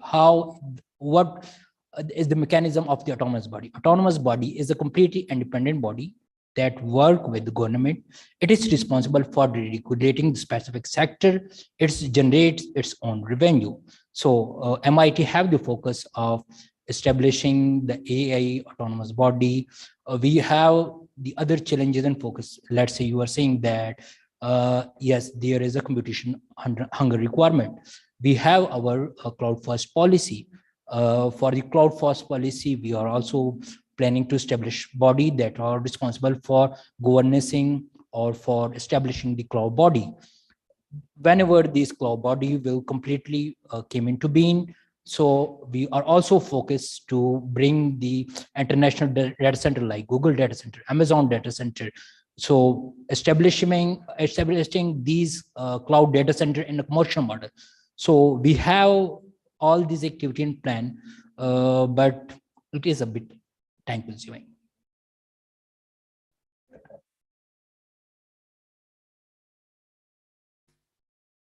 Right, it was in the early 2000s, I think, where the Ministry of IT was actually. So it depends upon, like, as you suggested, the new technology when it comes in, and we started hearing the words of computer science and IT with Dr. Ataur Rahman actually took the office of Minister for Science and Technology. And among a lot of other key initiatives that he did, this was one big initiative, and I think very positive and pertinent one, that Ministry of IT came into being. Without doubt, like, IT is the key area which actually connects with AI. There are some others as well. So Ministry of Science and Technology also moved a legislation called the Disruptive Technologies Advisory Board. This covers not just artificial. There was actually a program by the last government which focused on all the emerging technologies, and there is the Science and Technology Innovation Framework for Pakistan as well, in which there is a specific access to emerging technologies, including, for example, 3D printing, including smart materials, including intelligent manufacturing, for instance. So this cuts across field. And artificial intelligence, while at the core of it certainly is computing and IT, but it extends beyond that to a lot of other areas as well. So some people have taken the line that, for example, in UAE, they have a Ministry for AI. In Saudi, they have the Saudi AI and Data Science Authority, right? So in several other countries, they have other approaches. It depends upon what sort of ultimate how much importance you want to give to this area. So in the future, I do foresee that in the future that we're heading to, AI will become a big enough field that it will, like, if not a ministry, it will at least be a very big aspect of the ministry, right? So maybe a ministry itself, because this is, in our region, it's already becoming a global trend. But right now, the need is that at least we should have somebody of the level of a special advisor who can talk to the ministers in different ministries and get a uniform policy made which has everybody's inclusion. So the Disruptive Technologies Advisory Board legislation was moved, but it has not so far been notified, right? So it has been maybe more than a year. So when that happens, like, eventually it actually goes through. So even yesterday, somebody was saying to me that they want to import drones and they have problems. They're like case are stuck with customs. Some other people have similar problem with 3D printers, right? So to actually look at these things, in a quick way and to resolve them, I think some structure needs to be created. Thank you. Let me a do bit. you want to? Sir, I have told about the 3D printer. Look, we have another problem. If we have these specialized technical people that are involved in the decision body, it can support. Let me give the example. That was a major challenge in Pakistan to import a 3D printer. Before my appointment on that position, there was another engineer who was considering 3D printer is a threat for the national security.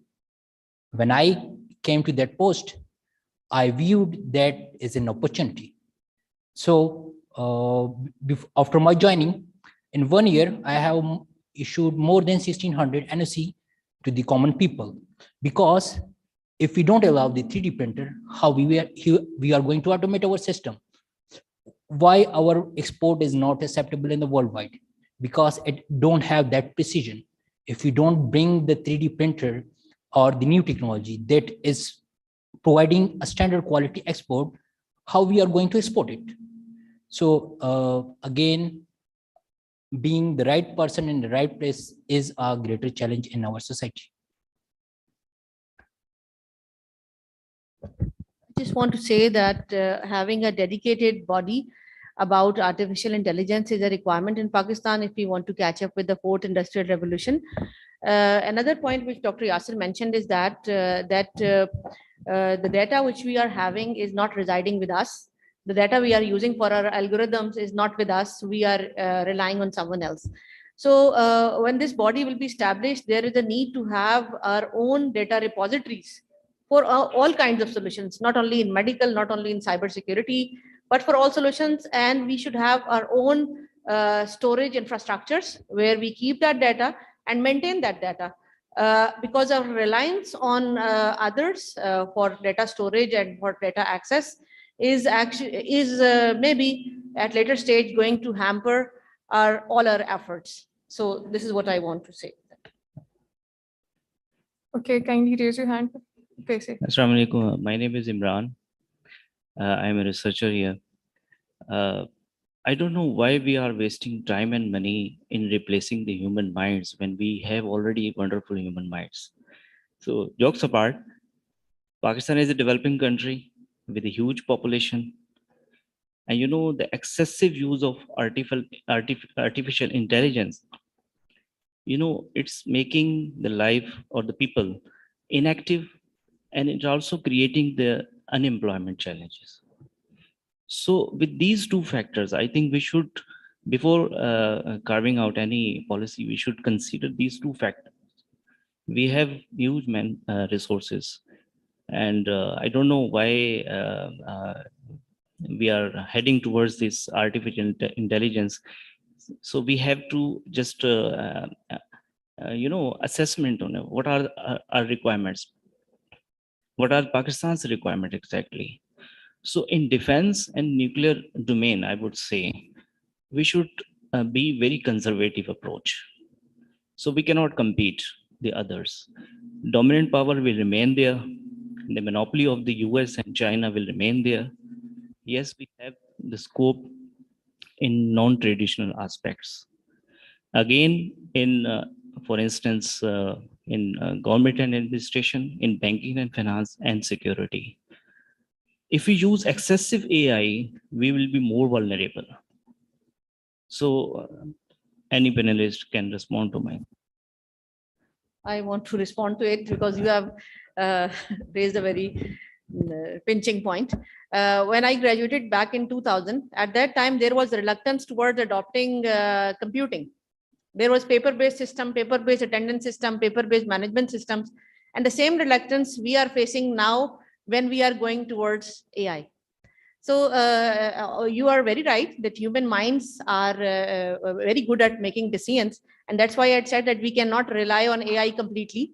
The AI systems designed by humans will be used by humans, but with the decision will still be of humans. So we cannot say, and as Dr. Yasir mentioned, that in a number of medical applications and surveillance applications, AI is performing better than humans.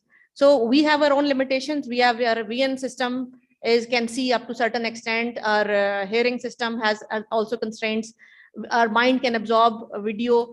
A machine is better than absorbing the video content than a human mind. So we should utilize the benefits of machine, benefits of technology, and improve our life and improve a life of a layman. Like as I mentioned, that the situation of flood in Pakistan, this is very, very bad. Despite having artificial intelligence with us from last 15 years, when I was doing PhD back in 2007, I was studying artificial intelligence. Although artificial intelligence is there since 1970s. There was a AI boom at that time. But then when I was doing my PhD, my supervisors were asking me to study intelligent systems, study neural networks. And I was thinking that why they are asking me to study something and where there no more author is writing a book on this topic.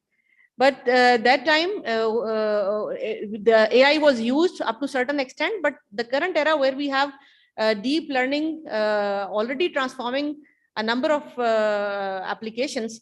So there is no other choice we have at hand. Thank you. Okay, so I would like to have a go at that as well. So, in Japan, as I mentioned, manufacturing, for example, for cars is being done entirely by robots. There was only, like when I was there in Japan from 2005 to 9, what I learned is that only wire harnessing is the one system in which there is human intervention. All the rest is being done by robots. Same goes with other kinds of manufacturing. Manufacturing of microchips, for example, is done with robots as well. But when we look at unemployment, do we find unemployment in Japan or US who are doing this kind of manufacturing with robots without humans involvement? or do we see unemployment in Pakistan? So why is it that while we don't adopt robotics, we have unemployment, and they adopt robotics and they remove humans from the manufacturing chain, but they don't have unemployment? The answer is that with the emerging technology, with the evolving technology, only the type of employment changes, right? It's not that the employment goes away. Human minds will still be there. They will do some other work. For example, when IT came in, when the robots came in, or for example, let's simplify. When cars came in, there was a whole industry associated with the horse and the cart, right? People were making wheels, people were making the shoes of the horses. And when the cars started coming, people said, look, this will put all these people out of jobs. But the jobs evolved. Now we have mechanics, for example, to fix the cars, people who design new cars based on that. So with technology, since the design of tech itself, somebody has to make the tech too. Artificial intelligence has new forms of AI coming out every day. Data annotation is done by humans.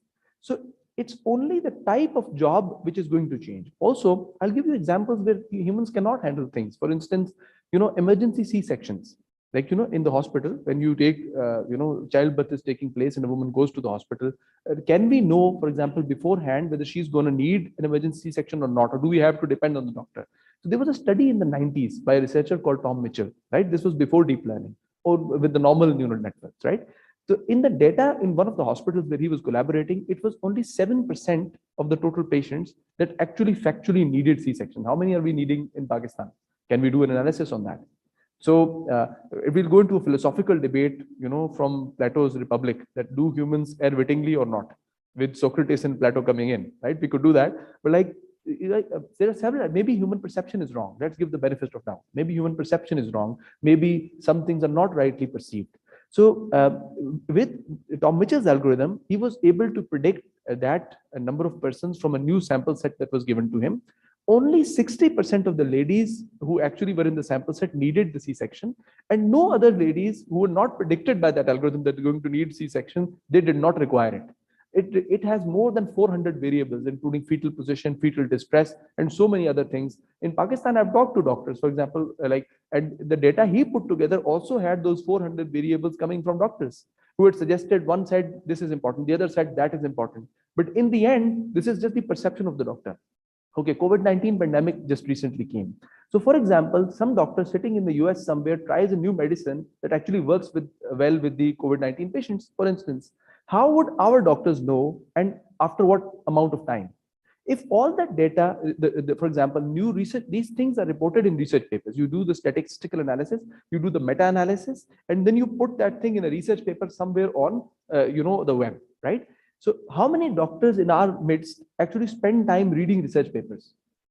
Do they spend time reading research papers? They are day and night, they're practicing, right? Do the judges spend time reading other judges' judgments? Is there a regular course that takes place, let's say on a weekly or monthly basis, that gives them a gist of what was done in the whole country during the last 1 month? These things are not possible to be done without artificial intelligence. AI is like being adopted by the rest of the world, not because they want to create unemployment, but because it increases efficiency. It creates better decision making, and it guarantees a better sort of life for humans. Why do we want to deny that opportunity of having a better life, having better medical diagnosis, having better medical treatment, having a better judicial system, having a more efficient crime control methodology to our citizens? We cannot do that, right? We have to be at par with, you can not even starting from face recognition algorithms which you encounter at the airport, at immigration, to your, for example, visa and their information that is there in data from your database regulatory authority. Everything is turning into data all around the world.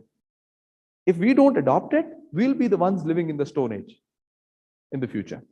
So this is why adopting AI is actually in our benefit. Now we'll take last 2 questions. Kindly raise your hand. Yes.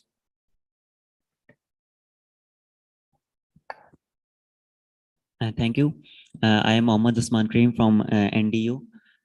Considering the growing role of AI and cybersecurity threats associated with it, is there any platform available at the global level for AI governance, or there is no such platform or mechanism for the governance of AI and cybersecurity?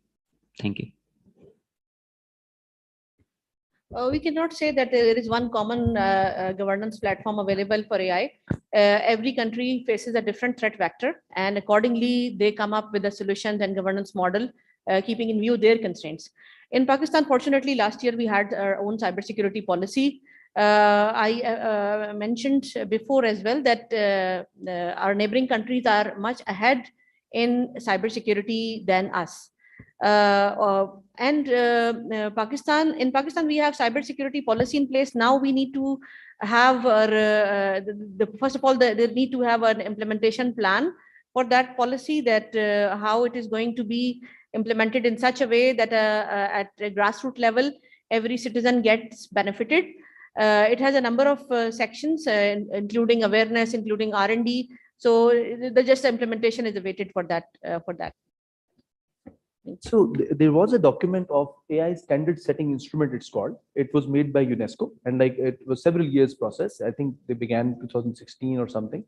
I also got the opportunity. There were actually 3 stages in which they did that process. It's as Dr. said, it's not a legislation put in force by any one country, but this is the standard setting instrument which actually helps in, like, making the legal, covering the legal aspects and developing legalities around AI. So there has to be, like, similarly there has been for robotics. Now the one for AI has also been developed, and I also participated, got the opportunity to participate from Pakistan. We participated in stage 2 and stage 3 from Pakistan. In stage 1, there was no representation from Pakistan side. So this document is there. You can actually access it and read it. And this will lead to, there was one law actually passed in the US. I don't remember the year, but I quoted it somewhere in one of my reports. And this was actually not law, basically. It is like passed as a legislation, but this is actually implemented to promote artificial intelligence in America. It's not to, like, give a legal framework of where AI can be applied and where it cannot be applied. So in that sense, Dr. was right that, like, to put in place by a government a legal framework or something, you see bits and pieces of it. For example, for Pakistan, you see for forensics regarding, for example, if image has been faked, for example, or some somebody's reputation has been attempted to be tarnished. Like FBI and others, like FIA and others, have their departments which work with cybersecurity center as well.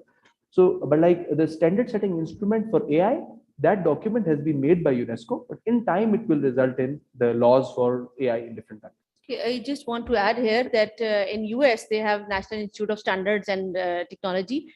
NIST has defined cybersecurity frameworks for different domains. One of the section in cybersecurity policy is about education. NIST has already defined a national, with the name of NICE, National Initiative for Cybersecurity Education.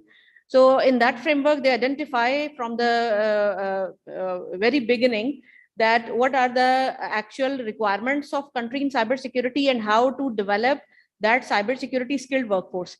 I am of the view that we need such framework, educational framework, because I'm from academia. So I would suggest that we need to have educational framework as well related to cybersecurity as well as for artificial intelligence to identify what actually are our requirements in both domains. Now you may ask the question. The gentleman in the second row. Let me about the cybersecurity AI in the framework. We have the cybersecurity policy that is the national level direction. Apart from that, we have every sector regulator, just like NAPRA, PTA, and other regulators, and the State Bank. Each regulator have their own cybersecurity framework that is customized designed for their function. Let's talk about the PTA. PTA have the critical telecom infrastructure framework. They have recently published it. Whenever you are working the business of telecom within judicial domain of Pakistan, you have to follow that framework to secure your critical telecom infrastructure. Same with the State Bank. Same in queue with NAPRA. NAPRA is also focusing its cybersecurity framework for its client. So few regulators are a bit ahead and few regulators are in queue. So how these frameworks are driven? These frameworks are driven according to the global trends. First, usually the European Union provides us the direction.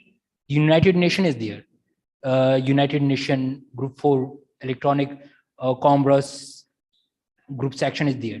They also drive us according to the technology. United Nations there, European Union is there, US is there, China is there, Russia is there, our South Asia region neighbor are there. Whenever some specific topic related to our government governance related changes occur there, there is continuous study of these changes, and these changes trigger us our internal regulation or framework updation.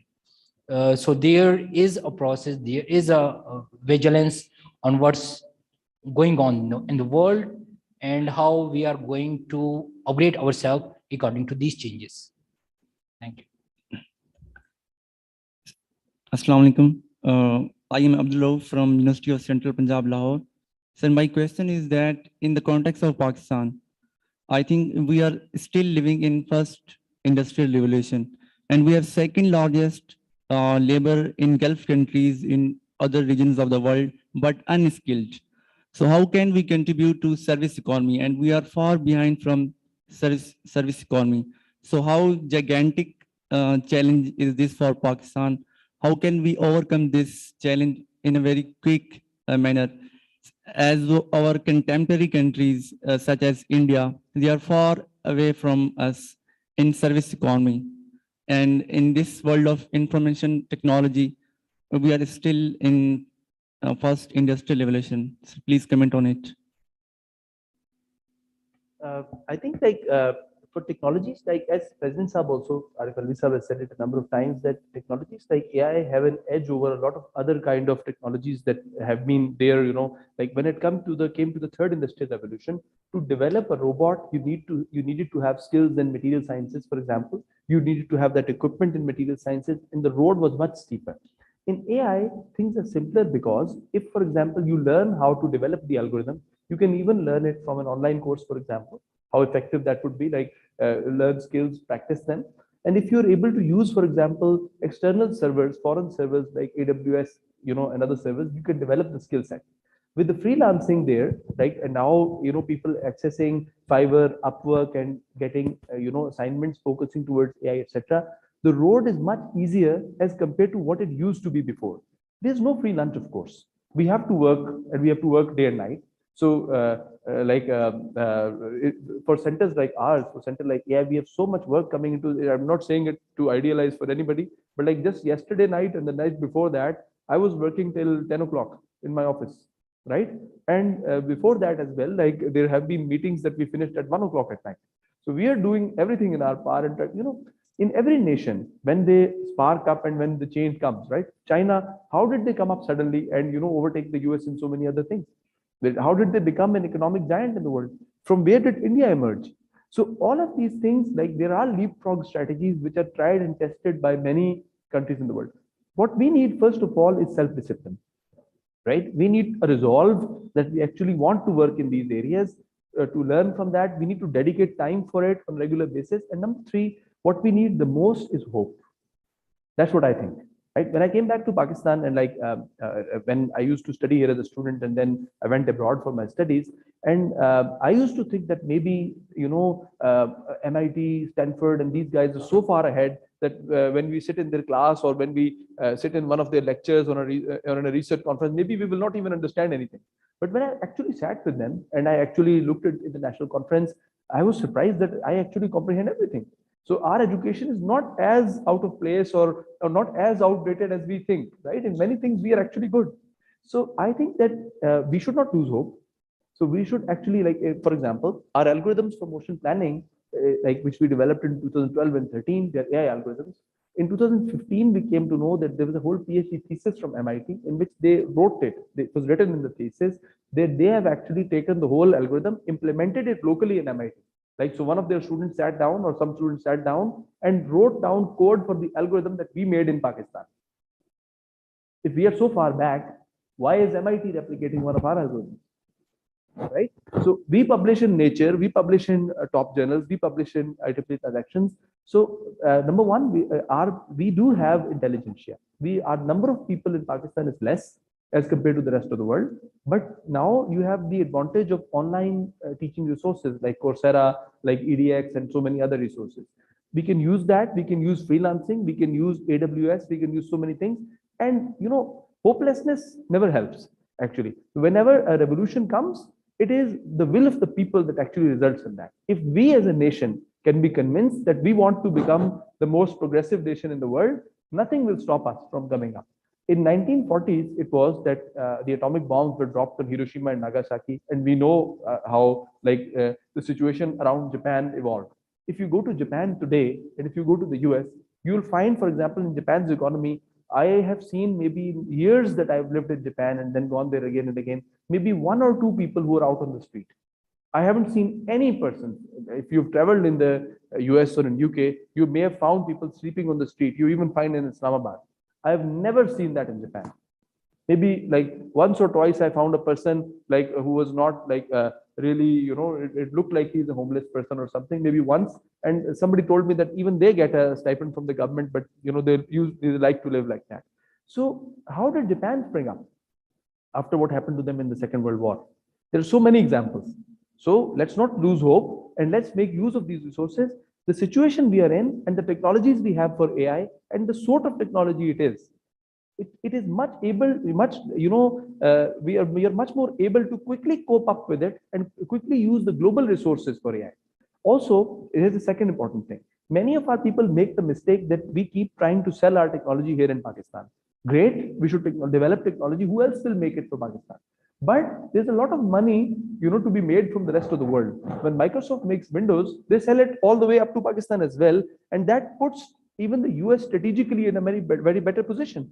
For example, Google or the Apple Maps, for example, if they can take a certain region which was conquered by one country and say that no, it's part of another country and show it in a different way in the map, right? That reflects some sort of global power because they have that technology, right? Maybe you recognize the incident I'm talking about, right? So this is why I think we should not lose hope. We should make use of the international facilities available. We should make use of the international courses available. Also, we have good persons trying to develop technology here in Pakistan, and there are definitely ways to leapfrog, inshallah. So let's stay hopeful. Thank you very much. Now, I just want to add one thing. I will say this to my student. First of all, we should need to accept that we are lagging behind. But the next thing, most important, is to make optimal use of your time. You can see a picture of Quaid-e-Azam placed here. In university as well, we do have. Quaid-e-Azam said, work, work, and only work. Kaam, kaam, or sirf kaam. Everywhere, each one of us is wasting a lot of time every day in useless activities, using social media, watching news, discussing useless things. If we make optimal use of our time and value our time, only then we can excel. Thank you. Thank you, ma'am. Now, with all the exciting facts about AI, the presentation and the views on this very timely subject were perfectly pitched to the audience. I would now like to welcome President IRS, Ambassador Nadeem Riaz, to conclude the session and give his remarks.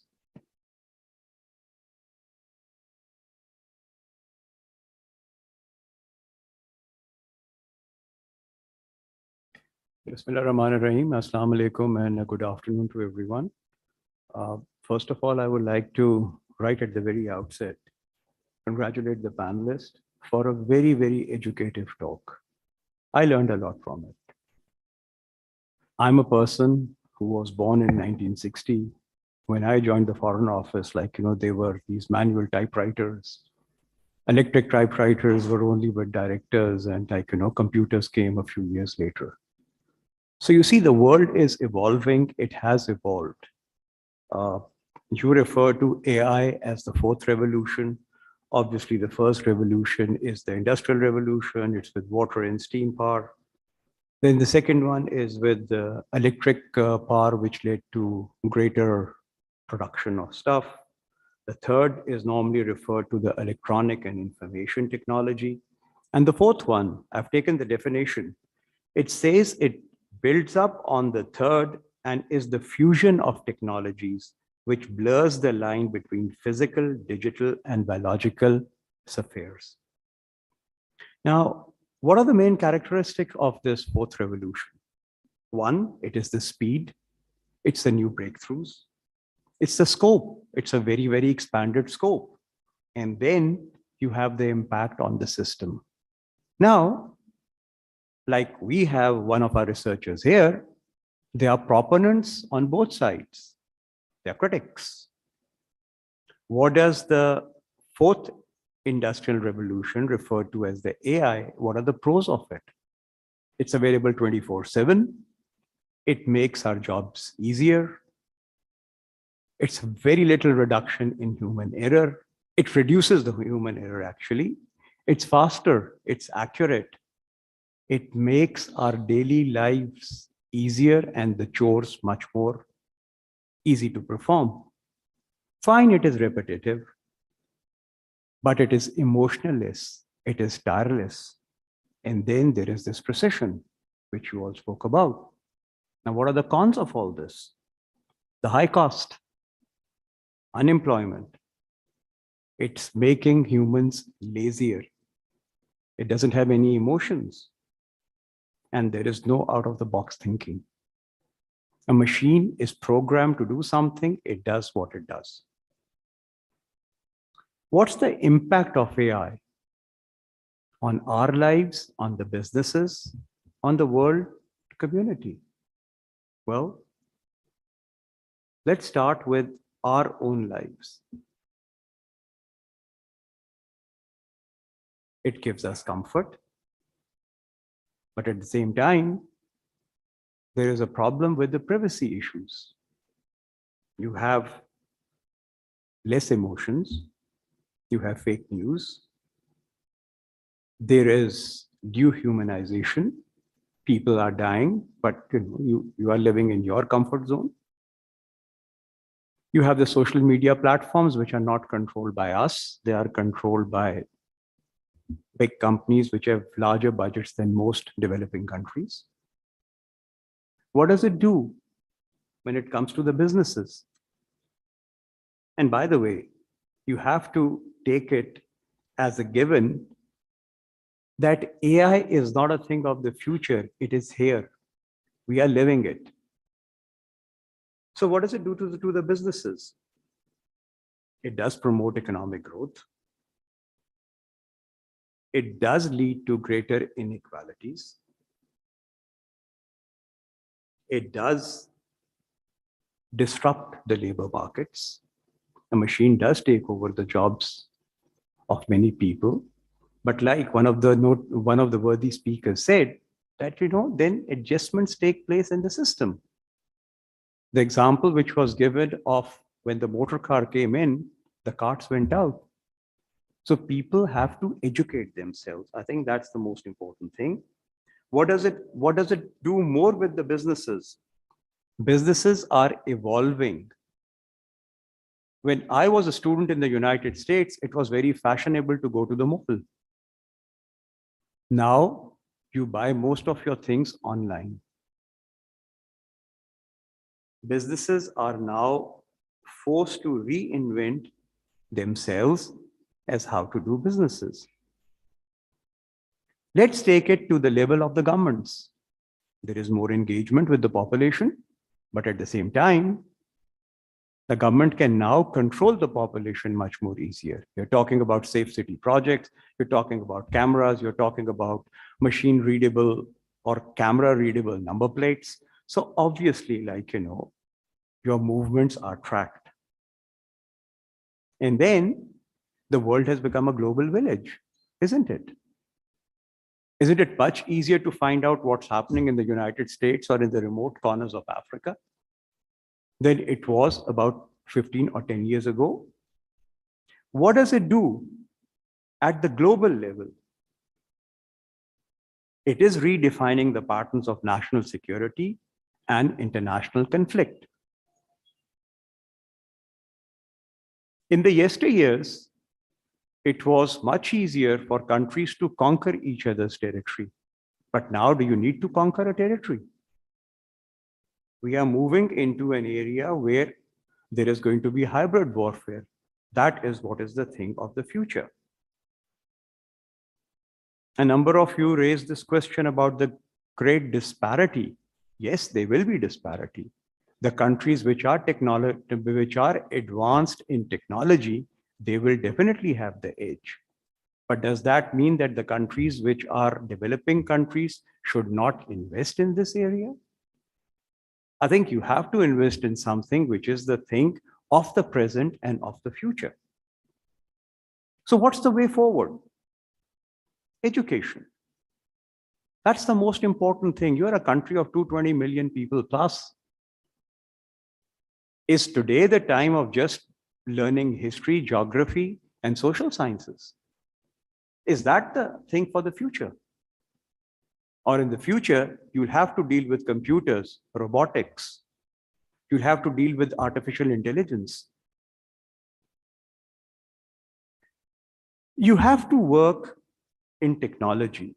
You have to invest in it. And at the same time, I think one of the most important things is research and development. And here I would like to compliment you, sir, for all the good work which you have done. We are very quick at criticizing our own country, that we are far behind our neighbors. That is the mindset which has been created by the fake news. And it's a calculated thing which is being done. So my message to the youth is, don't live in that. You are the ones who can make the destiny. So go ahead and make it. And just like Dr. Saiba said, don't waste your time. You have 24 hours in a day. It's what you use of it. And no person has been able to make it to the top without working for 18 or 19 hours a day. We've all been through it. Okay. Then we need to formulate an artificial intelligence strategy which is in sync with the developments which are taking place in the world. In Pakistan, we are very good at making policies. I was part of the government for 36 years. We are terrific at making policies. The Koreans look at our policies, the Americans look at our policies, but how do we implement them? Or we just leave them on the shelf? One government comes in, makes a terrific policy, the next government comes in, decides not to follow it. So making the policies is not the issue, implementing is the main issue which we have. No artificial intelligence AI framework can work without a public-private partnership. The government can do only so much, the private sector has to do whatever it has to do. We, unfortunately, due to our circumstances, where we are located, our neighborhood, we are a security-oriented state. That is something which is part and parcel of what we are. We have two belligerent countries. Well, I've said two, you can debate that, which are our neighbors. So, we are a security-oriented state. For that reason, whenever a lot of people speak about artificial intelligence, people talk about cybersecurity. But is artificial intelligence only cybersecurity? What about the medicine? What about helping the people? What about the climate change? These are all the things which are there. And then, being a security-oriented state, what about the partnership between the civil and military leadership? The fusion, the knowledge which both these institutions have. So in Pakistan, we need to develop more data, in my opinion, in my humble opinion. I'm not an expert on this field. I read about it a lot and I listened to these panelists and I wrote down my points. I think we need to develop data storage centers. I think we need to build more institutions like your National Center for Artificial Intelligence. I think that is what we require. We always say we want to make universities. Universities of what? It's fine to make fancy, beautiful buildings, but what are we going to do in those buildings? Are we going to do what we required 20 years ago, or what we would be requiring now and for the next 50 years? So I think we need to concentrate more on this thing because this is here to stay. It's like the old the first industrial revolution. And then I think in a global world, we need to interact with other countries in the region as well as globally. as to find out that what are they doing, because we have to remain abreast of all the developments in the field of technology. Because if we are not, then we will be edged out. So what is the bottom line? We are in a world which is full of technology. It is a world which is a global village. Whatever happens not only affects a country, it affects everyone.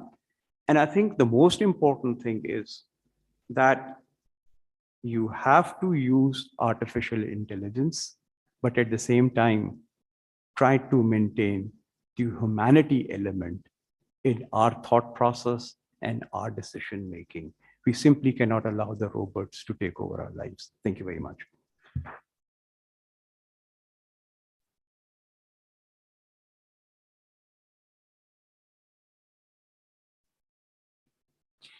AI is the future, or if Sir Yasser would say, AI is today.